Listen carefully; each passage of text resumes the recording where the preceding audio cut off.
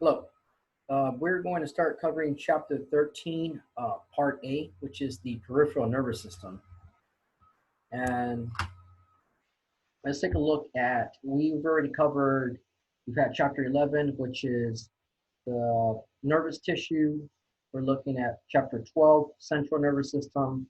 Now we are in 13, peripheral nervous system. So, peripheral, what is this? How does this work? Well, it's pretty much everything other than central, other than the brain, other than your spinal cord, and it's going to help us recognize internal and external stimulus that we have to then send to the CNS. So again, consisting of all neural structures outside of brain and spinal cord. Peripheral, consisting of all neural structures outside of the brain and or spinal cord. So this is broken down into a part one, sensory receptors, part two, the transmission lines, part three, motor endings and motor activities, and then reflex activity. I've titled this presentation part one because we are going to cover sensory receptors of part A, right? So part one, sensory receptors of part A presentation. Hope this makes sense. So this is the overall organization of the peripheral nervous system. We do have our central, right? And central and peripheral is going to be communicating. So we have our sensory here, right? This is very important. These are going to be then going to peripheral nervous systems. Then from the peripheral nervous system, we have our motor division, our somatic nervous system, autonomic nervous system, sympathetic, parasympathetic division. Please try not, as we move forward, please try not to get this confused in terms of a system. So sympathetic and parasympathetic are your divisions. Okay, part one of part A, sensory receptors and sensation.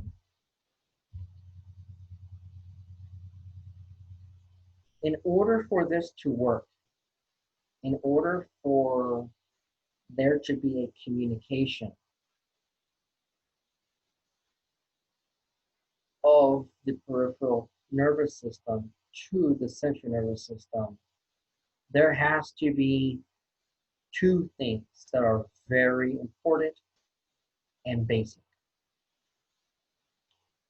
There has to be a signal, a stimulus, something that changes, something that has a change in the environment, a chemical change, a physical change, temperature, something known as a stimuli.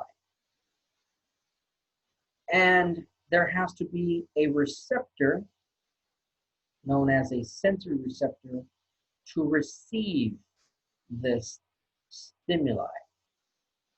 If you do not have one or the other, then you do not have what you need in order to have some sort of perception or sensory of a peripheral nervous system, let alone any sort of process that's occurring in the brain, which would be perception of stimuli to translate or integrate the code. So think of a cell phone, and you have cell phone towers. Most of you do not have satellite phones. So let's give the example of a cell phone tower. The tower is going to receive a signal, right? So you have your phone, you use your phone, you send a signal, it receives the signal, and then it also transfers it somewhere else. It's just not you and that one tower communicating. That tower is communicating to other towers and other sources in order for you to have this communication occur. The same thing is occurring in the peripheral nervous system. It has to receive a signal and then sends that upward toward the central nervous system. Okay. Here, sensation, this definition, awareness of a stimulus. This is occurring in brain. Now, I know we're in the peripheral nervous system, but I just have to state it. It's going to come back later towards the end when we start talking about perception of pain. So, sensation, awareness of stimulus, perception, interpretation of the stimulus, both occurring in brain. All right. Now, let's go back to sensory receptors. There are three ways in which we can classify a receptor. We can classify them by the type, their location in the body, and the receptor structure. So let's take a look at stimulus type. Mechanoreceptors respond to touch, pressure, vibration, stretch. Thermo, temperature. They're going to be responding to temperature changes. Photo as in light, responding to light energy or light changes. Chemo, responding to chemicals. There's a whole host, so many different types of chemoreceptors, different things. And pH, we look even smell. Smell is a molecule. Taste. Then we have nociceptors. Noci, I put here for you, means harm. So you can try to keep this in mind. So when you think nociceptors, sensitive to pain-causing stimuli. Heat and cold, yes, we think of thermoreceptors. That's great. But what if you go beyond the bounds of comfort? What if it's too hot and too cold? You feel some sort of pain, right? Well, what's doing that? That's a stimulus type, noci, responsible for pain. I put here inflammatory chemicals, things like a histamine, that can be inflammatory. That's why you take an antihistamine. So that's also to help reduce inflammation. Let's talk about location. Exteroceptors, I put here for extero, outside. Respond to stimuli arising outside body. Now, I don't mean in the classroom next door or the town south or north of you. It's talking about responding to outside body, which is still part of body, meaning skin. Like integumentary system, the skin. So don't think it's far away from the body. It's just not inside, but on the outside. Like touch, pressure, pain, temperature. Then we have other special sense organs. Interoceptors, like inside, right? Inside. Visceral receptors, inside. Visceral organs, inside. Visceral receptors. Respond to stimuli arising in internal visceral and blood vessels. So sensitive to chemical changes, because now we're talking inside body. Tissue stretch, temperature changes. Sometimes they can cause a discomfort, but usually the person is unaware of their workings. Proprioceptors. These are located in skeletal muscles, tendons, joints, ligaments, connective tissues of bones and muscles. So they inform the brain of one's movements, right? But these are going to be very abundant because they're found in various locations. Proprioceptor, right? So let's look at it again. 3 different types of locations for a sensory receptor. Extero, outside of body, skin. Intero, inside of body. Visceral, right? Very complicated. There are plenty of them. Proprio, mainly found skeletal muscles, tendons, joints, ligaments, connective tissues, and bones and muscles. Okay, locations.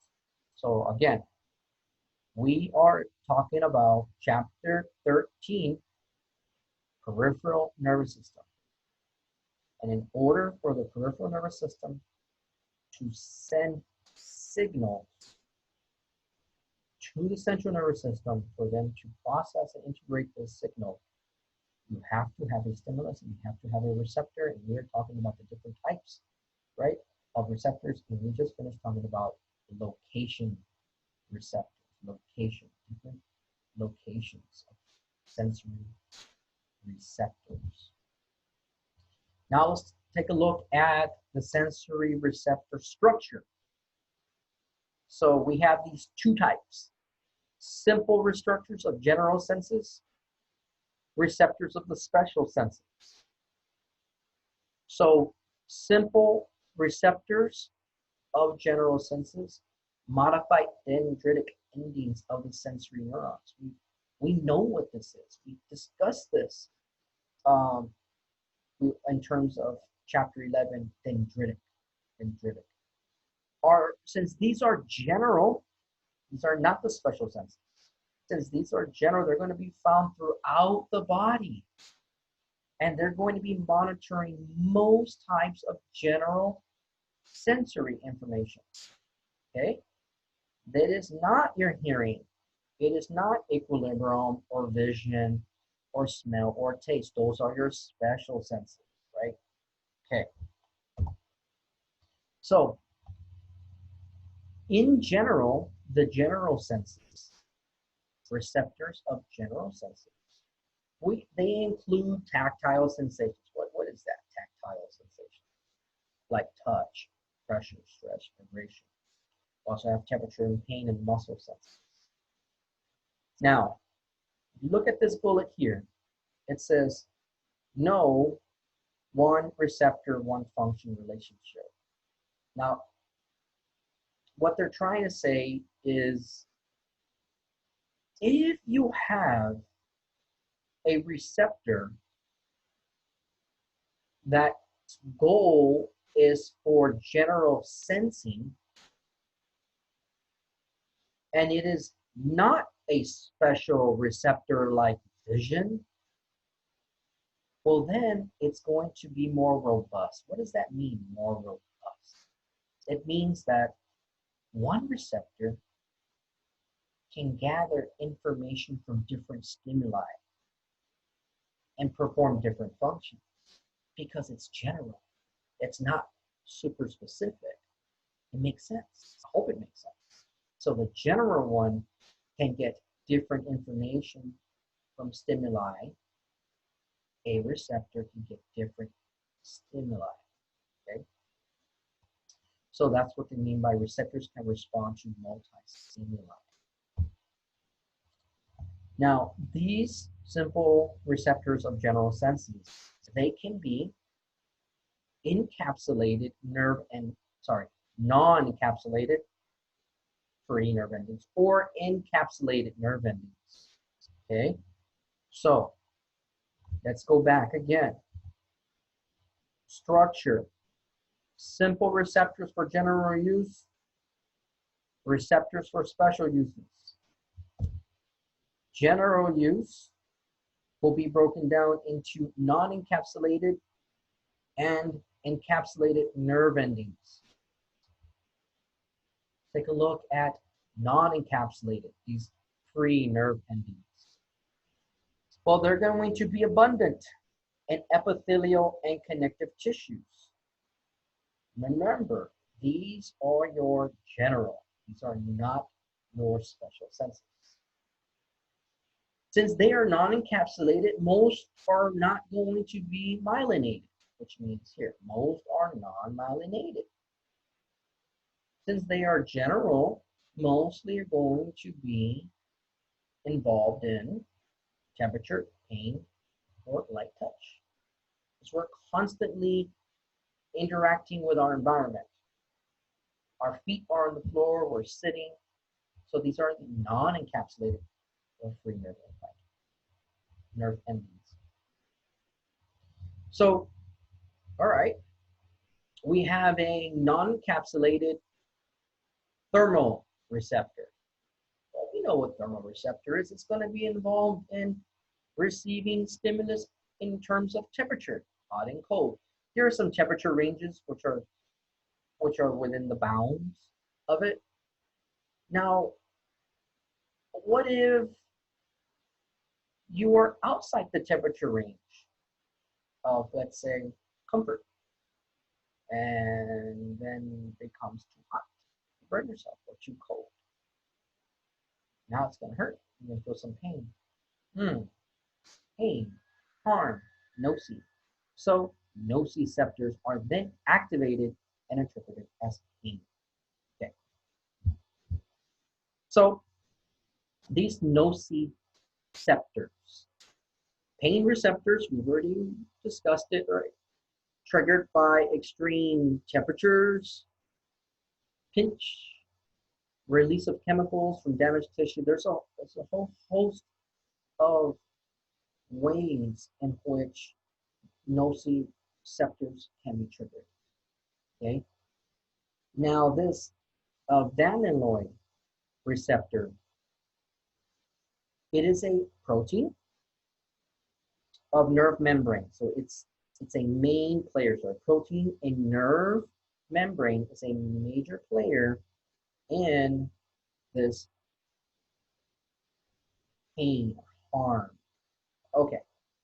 So this protein, remember proteins are made up of amino acids, acts as an ion channel that is operated by heat, low pH, other chemicals.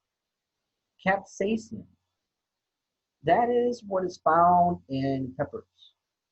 The higher the concentration of capsaicin, the hotter that pepper is going to be. The higher concentration of, let's say, a spray product like mace. Mace is an actual product company, not a general use term for that particular type of usage, but let's just use mace as the company. And mace, if you have a higher concentration of that, well, it's going to burn the eyes more. If you have a higher concentration of bear mace, people go to certain parks that have bears, you can buy bear mace. So that's capsaicin. Now, I put this image in here. It's not spelled the same, but this has been done for many, many hundreds of years. The association of using peppers and applying it onto, say, a sore area, say a shoulder, has been documented since before you and I were on this planet. It's been around for a long time. Well, you can find various products, over-the-counter products, or in-the-shelf products that have this molecule that help in arthritis pain. Now, based on my readings, usually 8% capsaicin, 8% is the most effective. Most of this brand here, I believe, does not. I believe it's less. It's if I look here, it looks like 0.1%. But the research I've looked into and the research reviews, data shows that 8% shows great significant results. And the reason why sometimes people use these is because there are more potential risks of toxicological adverse effects from taking painkillers. Do you constantly want to be taking some oral pill that may have adverse effects on your liver? I mean, the liver is a very important organ. So in some cases it is the route in which the patient wants to go, which uses some sort of oral pain medication. Worst case situations, it's intravenous. But most cases oral. And some people choose to apply dermal applications of pain relieving medications such as this. So I wanted to show you that, and I hope some of you learned that this is the molecule found in pepper plants, and that's how we have these products in terms of like arthritis or muscle soreness. We are still in the non-encapsulated nerve endings, and we have tactile Merkel cells. Function as light touch receptors. They are located in deep layers of epidermis. Deep layers, the epidermis. Hair follicle receptors. Free nerve endings that wrap around hair follicles. So light touch receptors. For example, a mosquito landing on your skin. Sometimes, not all the time, sometimes you can perceive that. Sometimes. Okay, here we just have some, we're looking at a table that talks about the non-encapsulated. So here we looked at the free nerve ending sensory neurons. We looked at we have tactile, and then we have the hair follicle ones. Now the way this is broken up, in case you want to take a look at it, broke it up into body location and location of receptor within body. So L, exterior, intero, and proprial receptors. So these are found in a lot of places in the body. S as in stimulus type, thermoreceptors, chemoreceptors, mechanoreceptors, nicoreceptors. So that's what the S stands for. Now let's take a look at the encapsulated dendritic endings. So we have, most are mechanoreceptors. Mechanoreceptors whose terminal endings are encased in connective tissue. So they're going to vary greatly, okay, but most are mechanoreceptors. These tactile myciners, corpuscles, they are small receptors involved in discriminative touch. So we have them found below skin, mostly in sensitive or hairless areas. Laminar corpuscles. Large receptors respond to deep pressure and vibration when first applied, and then off. These Pacinian corpuscles. Bulbous corpuscles or Ruffini endings. These respond to deep and continuous pressures located in dermis. Muscle spindles. This is spindle-shaped proprioceptors that respond to muscle stretch. Tendon organ. Proprio. And notice this. We said earlier that proprioceptors, right? Skeletal muscles, tendons, right? We said that. Well, it would make sense that in the muscle spindle, you have a proprioceptor. It would make sense, right? Again, that we have a tendon, we're going to call this one tendon organ. That again, we have proprioceptors located where? In tendons that detect stretch. Joint kinesthetic receptors, again, proprioceptors, right? And here are the list of encapsulated Meissner's, Pacinian, Ruffini endings, muscle spindles, tendon organs, joint kinesthetic receptors. Now, I started out with this terminology.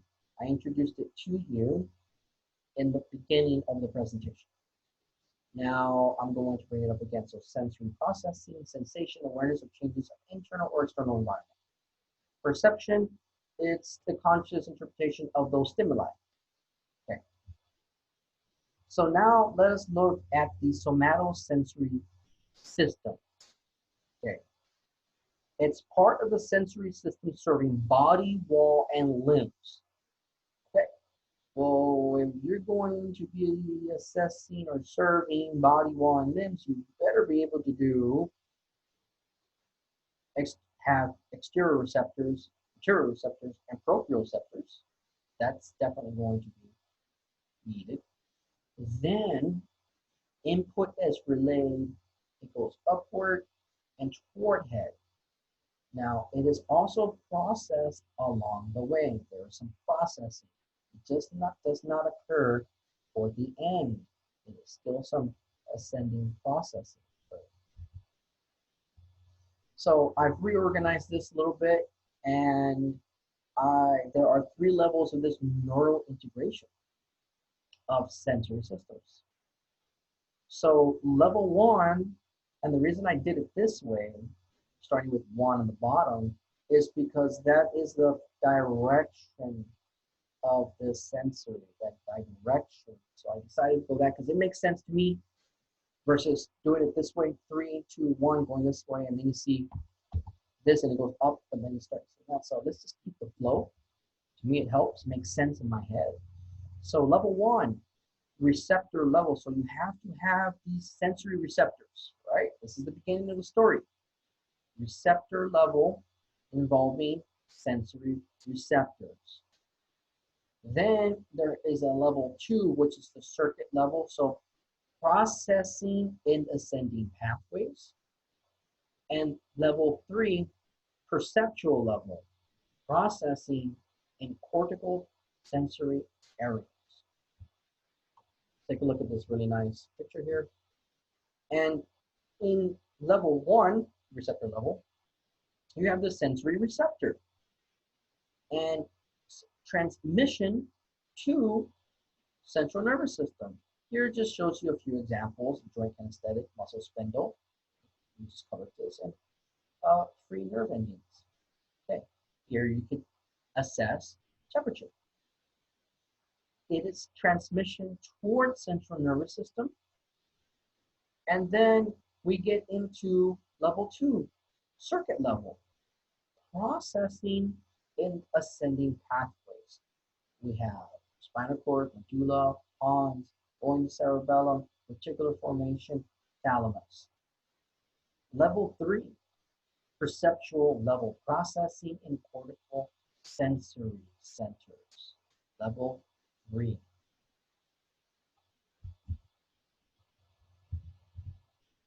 Okay, let's dive in a little bit more into level 1, receptor level, and we're going to take a look at some of the processing that occurs at receptor level. So at the level of 1, which involves a sensory receptor, you have to generate a signal in order to move on. So for sensation to occur, the stimulus must excite a receptor, and then an action potential must reach the CNS. Now the stimulus energy must match the receptor specificity. For example, the touch receptor is not going to respond to, let's say, a light receptor in your eye. It's not going to do that. Yes, general senses, in terms of general sensory, they can be robust, but there has to be within the receptive field. Okay? The stimulus must be within this range, or known specifically as the receptive field. Okay. Transduction must occur. All right, okay, what is that? Energy of stimulus is converted into a graded potential called generated potential in the general receptors, or receptor potential and special sense receptors. So graded potentials, you have to reach a threshold, and then you have the action potential. Now, you can have adaptation at the sensory receptor. You can have that. So change in sensitivity and presence of constant stimulus. Constant stimulus. So what could result, doesn't always happen, but it could happen, is that your receptor becomes less responsive due to the constant stimulus. You can have receptor potential decline in frequency or actually stop. Basic receptors, fast adapting, send signals at beginning or end of stimulus. So basic. So receptors to pressure, touch, and smell. The tonic receptors adapt slowly or not at all. These are examples of nocine, right, harm, and most proprioceptors. So now we look at processing at the circuit level. Processing at circuit level. So let's go to here. And this is what we're talking about. So we just went over processes in terms of the receptor level. Now look at some processes that are occurring at the circuit level. So processing at the circuit level. Pathways of 3 neurons, i.e. the first, second, and third order sensory neurons, conduct sensory impulses received from the receptors upward toward appropriate cortical regions. So think of baseball. Put this little image in here to help you understand how are we going to go from the circuit level to the third level of perception, the perception level. Well, let's think of baseball. We have first base, we have second base, we have third base, and then if you hit a home run, then you're moving on to perception. Okay, which would be third level. First order sensory neurons, they are going to conduct impulses from the receptor level, right? Has to get it from receptor level, which is one, right? To reflexes or second order neurons. So you can go from the first order to a second order neuron, right? So from first base, you go to second base. So now, what if you are in your second order sensory neurons? Well, guess what? They're going to transmit impulses to the third order sensory neurons. So you went from second base to now third base. Okay, third order sensory neurons conduct impulses from thalamus to somatosensory cortex, which then gets you home, which gets you to the third level, which gets you to the perception level. This is what we're talking about, perception level. So this circuit level, thalamus, right? You hit that home run because you're already on third here, third base. So you got to bring it home. And then we take it to the perceptual level. Hope this little example helps me understand the first, second, and third order of sensory neurons.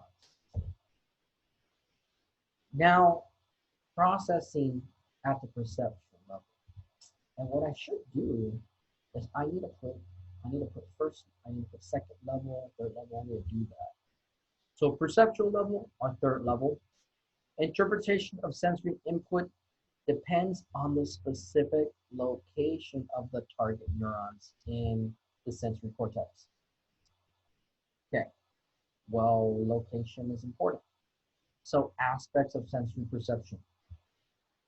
Perceptual detection, ability to detect the stimulus. Okay, magnitude estimation, the magnitude, the intensity code in the frequency of impulses. That's the magnitude estimation. Spatial discrimination, which is identifying site or pattern of stimulus. Feature abstraction, identification of more complex aspects and several stimulus properties. Quality discrimination, ability to identify submodalities of sensation, like sweat, sweet or sour tastes. So these are all perceptions. So sweet taste, sour taste, pattern recognition. So recognition of familiar or significant patterns and stimuli. A melody to a piece of music. Driving down the road and you're singing to the dashboard, right? Patterns of recognition. So that is a processing at the perceptual level. Now let's talk about perception of pain. This is very important to try to understand this in terms of patients and pain management. Now, pain is a good thing, of course, to a certain extent, because it is trying to protect us. If you are unable to receive pain and you have knee injury, then you can then increase your pain through additional activities. Want a really good example? You have someone playing football. Nothing against football, but somebody is playing football. There is an injury to the knee. Coach gets this person off the field, and then the doc looks at the person, which is usually never a medical doctor in terms of high school football, but they pretend to be medical doctors with very little training, unless you're at a very huge high school that has an actual legit trainer who's knowledgeable on things like that. Well, certain things can be done to the individual that could reduce his pain, and back he goes into the game because he is a good player. There's a lot of risk to that. It could cause further damage to the individual. That is why the individual had pain in the knee in the first place. Body is saying, hey, gotta cool it, gotta sit down. Sometimes I always laugh at the whole walk it off. Just walk it off. What if you have torn something? What if you're severely injured and your coach is saying walk it off? That's like the opposite thing to do to someone. You need to get off that, stop applying pressure, and stop running. It's unfortunate. It is truly unfortunate. I love sports, but we need good people to help manage, specifically young people. Now, this stimuli include extreme pressure. It means stimuli of pain, right? And temperature. You can have histamine, potassium, ATP, acids. There's a whole host of things that could be resulting in the stimuli. Now, here's what's very important. Impulses travel on fibers that release neurotransmitters, glutamate, and substance P. Now, sometimes these pain impulses can be blocked or inhibited. Endogenous opioids, meaning natural opioid produced in body like endorphins. An endorphin can help block pain. Let's say you're going to your car, and this is an unfortunate example, but you're going to your car and someone tries to assault you. Two individuals try to assault you, and you can't like run away because you're in a tough situation. Their backs to the car, they creeped up on you, caught it too late, and they're hitting you. Well, you have two options. Curl up in a little ball, take the beating, and hope that they don't do any severe damage to your brain or spinal cord and leave you paralyzed or leave you with some serious neurological adverse effects due to severe blows to the head, or you fight it. And that's the option.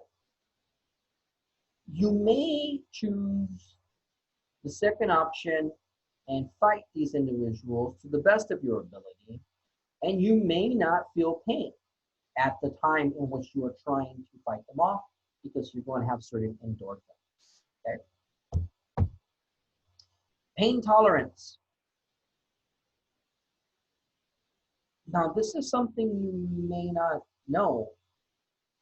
We all perceive pain at the same stimulus intensity, meaning the intensity, the stimulus intensity is the same. It is the pain tolerance that varies from person to person, meaning pain sensitivity, or in other words, basically this is sensitive to pain, meaning low pain tolerance, not in low, not low pain threshold. Okay, so this is also a genetic thing. So genes help determine pain tolerance as well as response to pain medication. So think about this. If we all perceive pain at the same stimulus intensity, but it is the pain tolerance that varies, what if you prescribe a pain medication to someone and this individual has a very sensitive to pain or very low pain tolerance, and it's not helping them relieve their pain from, let's say, after surgery? That means that patient will go back home after the hospital release and be in agony. But due to the average patients that receive the same surgery procedure, we prescribe them so many milligrams of pain reliever X, right? But that one individual, due to a certain genetic code, has a very low pain tolerance, and that person ends up suffering. So it is a very important topic in which even research is now looking at genetics to determine best pain management. So this is a good thing. Perception of pain, we're still in this topic. So visceral and referred pain. Visceral, remember, inside, results from stimulation of visceral organ receptors, inside organ receptors, felt as fatigue, aching, gnawing, burning, activated by tissue stretching, ischemia, chemicals, muscle spasms. There's a lot of different stuff that we do refer to as the visceral pain. Now, what about referred pain? Pain from one body regions perceived as coming from a different region. Referred pain. Pain from one body region perceived as coming from a different. So you have pain, you actually have something wrong with you at the actual true site in which something is homeostasis is off. And you may be feeling pain or perceiving some discomfort elsewhere. For example, left arm pain before or during a heart attack. These are very important things to ask. This map of referred pain is important, very important. Specifically, now due to stress, even young people who may look healthy can have heart attacks. So it's always good to ask, hey, where do you feel pain? Where do you feel pain? You may not work in the most fancy clinic in the world, but guess what? If you understand this, you can maybe get them the help that they need. You may refer them to a cardiologist, and the cardiologist is going to do way more advanced studies and is going to maybe find that, hey, there is an issue here. But you know what? We caught it early. We can prevent this heart attack from happening or reduce the probability of this heart attack from happening. So in the example of heart, you can have pain here, left side, and left side of arm, right? Sometimes even a little bit there. Another one, let's just take a look at appendix. Make sure you know where this is. Little ones can have an issue with the appendix. They can't really communicate too well, little 4-year-old, 5-year-old. So you have to know this map. Very important. So study this one. All right, let's talk about get into our clinical. So we have long-lasting or intense pain.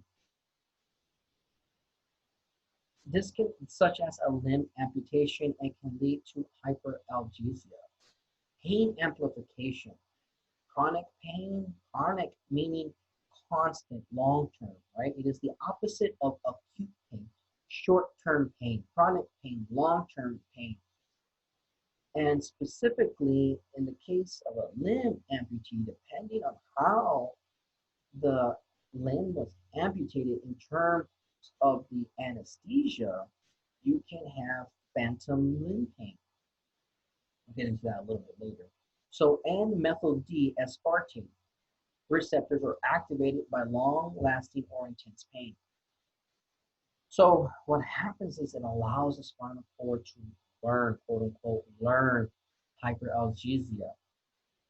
Early pain management can help prevent this from happening, this learning of pain. So the phantom limb pain, it's a pain that is felt in the limb or end of, right? Not the limb that's amputated. The amputated limb is gone, of course, but the end nub of limb, some people claim of having excruciating pain there. Well, we won't go on to the specifics of it, but different methodologies of anesthesia, for example, using epidural anesthesia during surgery, can reduce the probability or prevalence of phantom pain. Interesting stuff. Very, very interesting. So this is the end of our part one. When we come back, we will start our part two of part A. Okay? I hope everybody goes doing well and continue working on those Pearson modules, assignments, and I'm going to load this up and I hope to see you soon. Take care. Bye.